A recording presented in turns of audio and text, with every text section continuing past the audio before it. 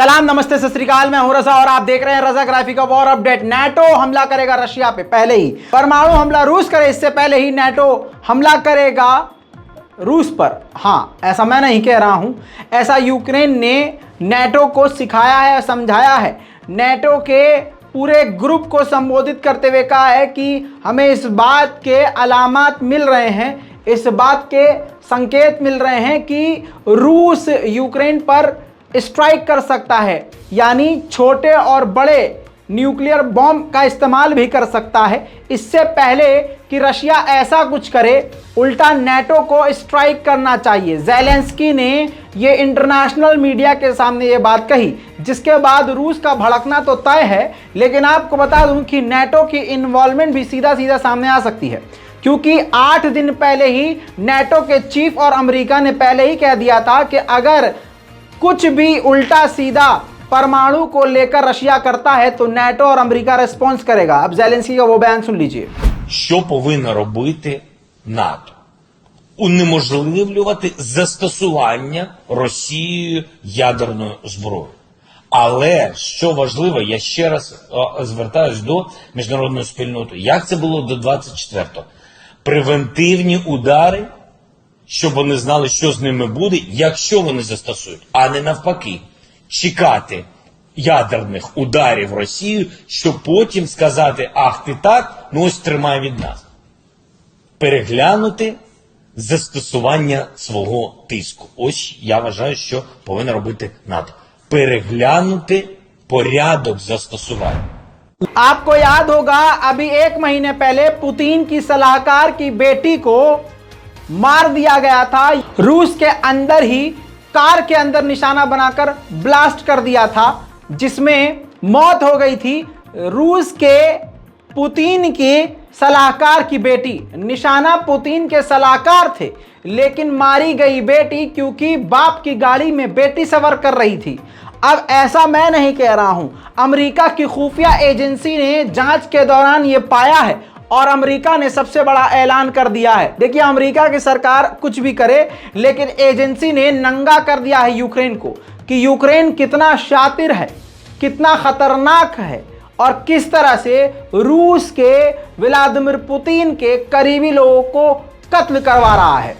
वहीं पर एक्सपर्ट का दावा यह है, अब इस दावे को आप माने या मत मानिए, इससे फर्क नहीं पड़ेगा, लेकिन दावा यह है कि व्लादिमीर पुतिन को पता है कि वो जंग में कमज़ोर हैं और जंग हार रहे हैं और इस वक्त सारी दुनिया उनके खिलाफ है। और अगर रूस का एक और दाव उल्टा पड़ गया तो कई देश और खिलाफ हो जाएंगे और रूस के अंदर ही इस वक्त माहौल बेहद ख़राब है और रूस के अंदर ही दंगे शुरू हो जाएंगे और रूस ही टुकड़ों में बट जाएगा, जिसके बाद रूस की ताकत ख़त्म हो जाएगी और फिर नाटो और चाइना का सीधा टकराव होगा। रूस फिर किसी गिनती में नहीं आएगा। कहा जा रहा है इसीलिए व्लादिमीर पुतिन इस वक्त आक्रामकता नहीं दिखा रहे हैं, बल्कि खामोशी से चुपचाप धीरे धीरे कदम आगे बढ़ा रहे हैं।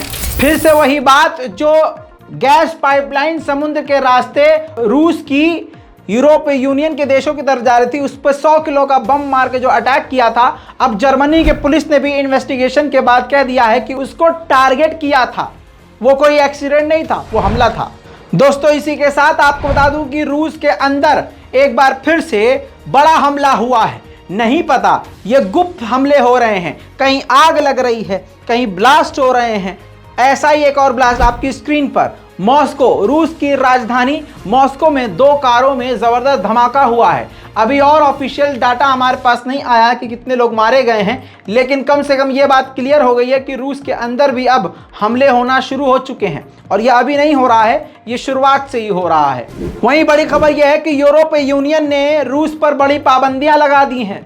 जी हाँ, बैंक से लेकर ट्रेड पर हर तरह से पाबंदी लगा दी है और वजह यह बताई है कि 4 यूक्रेन के इलाकों पर रूस ने इलीगल तरीके से कब्जा किया है। वहीं खुफिया रिपोर्ट के मुताबिक ये बात सामने आई है कि अमेरिका और रशिया अब बात करना शुरू कर चुके हैं न्यूक्लियर बॉम्ब को लेकर। जी हाँ, कि किसी भी तरह से न्यूक्लियर और परमाणु का इस्तेमाल ना हो इस जंग में। लेकिन अभी रिजल्ट सामने नहीं आया है कि क्या कंक्लूजन, क्या फैसला निकल कर सामने आया है।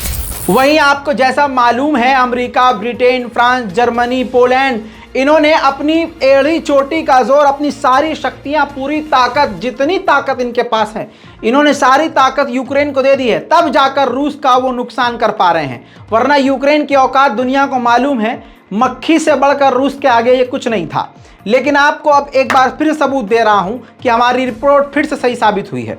मैं किसी का पक्ष नहीं ले रहा हूं, जो हक बात है वही बता रहा हूं। देख लीजिए, रिपोर्ट में क्लियर सामने बात आ गई है कि फ्रांस के जो जासूस हैं, स्पेशल लेवल के जो जासूस हैं, वो यूक्रेन में मौजूद हैं और यूक्रेन की मदद कर रहे हैं। आ गई बात समझ में? इसीलिए रूस को नुकसान झेलना पड़ रहा है, क्योंकि इस वक्त रूस अकेला है और चारों तरफ दुश्मन है। वहीं रूस के विदेश मंत्रालय की प्रवक्ता मारिया ज़खारोवा ने यूएन को अच्छी तरह से रगड़ के रख दिया है। कहा है कि यूएन को बोलने से पहले सोचना और देखना चाहिए। हमने कोई जोर जबरदस्ती नहीं किया था, हमने चारों इलाकों के लोगों को वोटिंग के लिए बुलाया, उन्होंने आकर वोट डाला और उनकी मर्जी से, उनकी सहमति से, निष्पक्ष होके हमने वोटिंग करवाने के बाद रिजल्ट देखा और रिजल्ट के मुताबिक हमने, कानून के मुताबिक हमने, बल्कि इंटरनेशनल लॉ के मुताबिक हमने उन जगहों को रूस से जोड़ा। खबर यह आ रही थी कि रूस के 7 लाख नागरिकों ने देश छोड़ दिया है। बड़ी तेजी से यह खबर फैल रही थी, लेकिन रूस की क्रेमलिन ने इस रिपोर्ट को जारी करके झुठला दिया है कि यह खबर फर्जी है और प्रोपेगेंडा। अमेरिका के पूर्व एनएसए ने रूस के खिलाफ बड़ी बात कही है। उन्होंने कहा है कि अगर रूस ने परमाणु हमला किया तो यह ठीक वैसा ही होगा जैसे रशिया ने अपने सुसाइड नोट पर खुद साइन कर दिया हो। कल की रिपोर्ट में मैंने आपको बताया ओपीईसी के बारे में, जो अलग एक ग्रुप है, जो दुनिया भर के वो देश हैं इस ग्रुप के अंदर जो तेल एक्सपोर्ट करते हैं पूरी दुनिया को। उन्होंने भारी मात्रा में कटौती करने का फैसला किया है, जिसके बाद जो देश इन ओपीईसी के ग्रुप से तेल लेते थे उनका अब तेल निकल जाएगा। अब अमेरिका ने यह कह ही दिया था कि ये एलाई कर लिया है, ये गठजोड़ कर लिया है रूस से। अब खुलकर रूस के क्रेमलिन ने ऐलान कर दिया है और समर्थन कर दिया है कि ओपीईसी का ये फैसला बिल्कुल सही है और हम इनके फैसले के साथ हैं। अब सोच के देखिए, हालात ऐसे हो गए हैं कि जिन जिन देशों पर अमेरिका ने पहले पाबंदी लगाई थी, जिनसे वो तेल नहीं ले रहा था, एग्जाम्पल के तौर पे सऊदी अरब है, बहुत कम मात्रा में तेल सऊदी अरब से ले रहा था और वेनेजुएला से तो बिल्कुल बंद कर दिया था, उल्टा पाबंदी वेनेजुएला पे लगाई थी। लेकिन अब देखिए, सऊदी अरब से तो गैस तेल लेना शुरू कर दिया है, थूक के चाट लिया है। दूसरे अरब देशों से भी ले रहा है, यूएई पर भी प्रेशर बना रहा है। लेकिन अब देखिए, आप वेनेजुएला से पाबंदी हटाने की बात चल रही है अमेरिका की सरकार के बीच, और पाबंदी हटाकर अब वेनेजुएला के ऊपर जो थूका था, अब चाट कर उससे तेल और गैस खरीदेगा अमेरिका। अब ओपीईसी, वो ग्रुप जिसमें अरब मुल्क भी हैं, जो तेल दे रहे थे पूरी दुनिया को, उन्होंने फैसला किया है कि अब वो तेल नहीं देंगे, कटौती भारी मात्रा में कर देंगे। अमेरिका इतना ज़्यादा चिढ़ गया है कि अब अमेरिका के पार्लियामेंट के, यानी अमेरिका के 5 से 6 लॉ मेकर्स ने ये बिल पास किया है और पेश किया है, जिसके अंतर्गत ये कहा गया है यूएई और सऊदी अरब में जो अमेरिका के छोटे से लेकर बड़े हथियार हैं, हम अमेरिका में वापस ले आएंगे, उनसे छीन लेंगे। इतना ज़्यादा अमेरिका चिढ़ चुका है, देख लीजिए। वहीं सर्बिया के प्रेसिडेंट ने बता दिया है कि ईयू ने चिरक दिया है पैंट में। जी हाँ, सर्बिया के प्रेसिडेंट ने कहा है कि यूरोपीय यूनियन रूस पर और भी पाबंदी लगाकर रूस से गैस तेल लेना बंद करने वाला था, लेकिन ये फैसला टरका दिया है, नहीं लगा रहे हैं रूस पर पाबंदी यूरोपीय यूनियन। इस रिपोर्ट की शुरुआत में जो मैंने आपको बयान सुनाया ज़ेलेंस्की का कि नेटो को कहा है हमला करने के लिए, इस पर अब बयान आया है क्रेमलिन के स्पोक पर्सन का। इन्होंने कहा है कि ये जो ज़ेलेंस्की ने बयान दिया है ये कुछ भी नहीं है, ये सिर्फ वर्ल्ड वॉर 3 की शुरुआत है, और कॉल किया है वर्ल्ड वॉर के लिए ज़ेलेंस्की ने। वहीं खार्किव के इलाके में रूस को बड़ा झटका।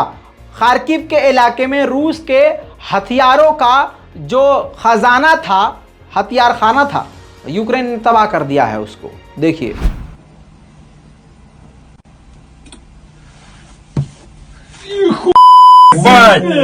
Аллилуйя, блядь! Ты снимал? Да. Класс, блядь! Сейчас 43-й позвонит. Отвечаю. Да.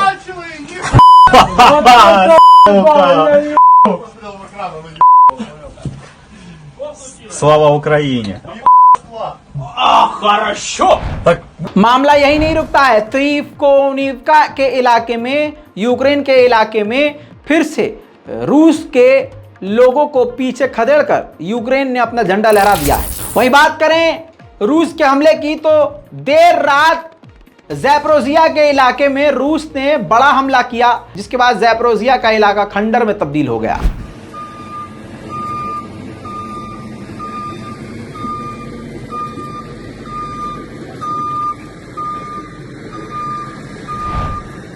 न्यूक्लियर प्लांट को लेकर ज़ेलेंस्की ने IAEA के चीफ से भी मुलाकात करी है। मुलाकात का वीडियो आपके सामने रख रहा हूं। Ваші співробітники працюють на місці з українськими фахівцями. Безпрецедентна річ, те, що федеральну власність. Тут хотів би я почути, що ви з цього приводу думаєте, і ми тому що ми дуже очікували жорстку заяву від МАГАТЕ з приводу кроків, щоб президент Російської Федерації зробив кроки назад. Для нас дуже важливо все ж таки запустити, щоб станція працювала. Ми би цього дуже хотіли. पोकी що не вирішено, мені здається. वहीं दूसरी तरफ रूस की जो नई सेना है अभी भी वो ट्रेनिंग ले रही है, और ट्रेनिंग लेने के बाद सीधा सीधा 10-10, 20-20, 50-50 की टुकड़ियों में मैदान जंग की तरफ जा रही है। ट्रेनिंग देखिए।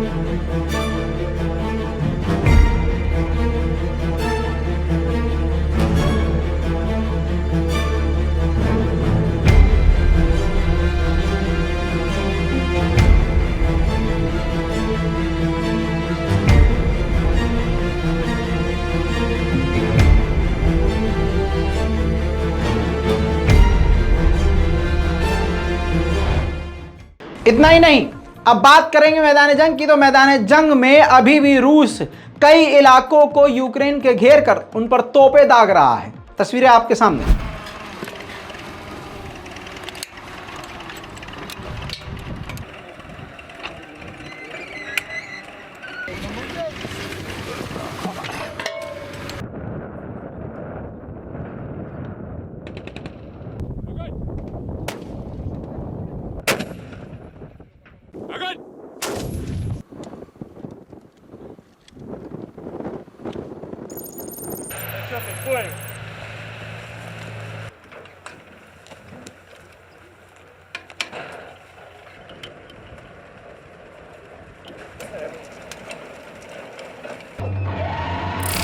इतना ही नहीं, एक बार फिर से दिखाना चाहूंगा कि रशिया ने आज भी यूक्रेन के कई इलाकों पर अपने लड़ाकू विमान से हमले किए हैं। कॉकपिट के अंदर से गोप्रो के कैमरे से शूट हुआ फुटेज अलग लेवल का होता है, इसलिए आपको दिखाता हूं, देखिए।